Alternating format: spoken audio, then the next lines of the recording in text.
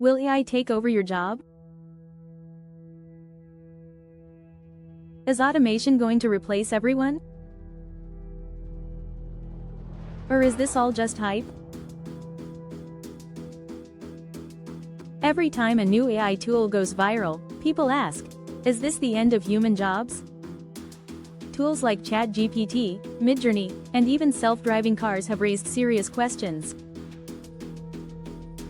We've seen AI write code, make art, compose music, and even generate full videos.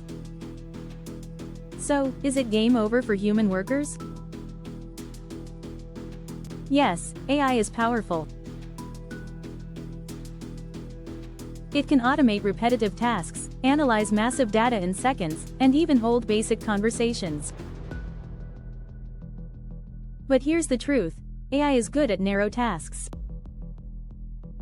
It doesn't think like humans. It doesn't feel, reason, or imagine. For example, it can help a doctor read X-rays, but it can't replace a doctor's judgment.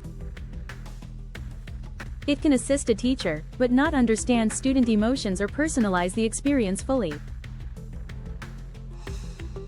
Now, some jobs are definitely more at risk, like data entry, telemarketing, and basic customer support. These roles involve repetitive, rule-based work that AI can do faster and cheaper. But even in those cases, AI is more of a tool than a total replacement. Meanwhile, most jobs are changing, not disappearing. Writers use AI to generate drafts. Designers use AI to explore new creative directions.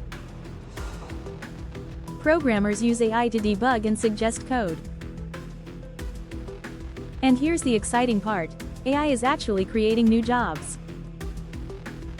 We now have prompt engineers, AI trainers, ethics reviewers, and human-AI collaboration experts. Just like the internet gave rise to social media managers and app developers, AI is opening brand new doors.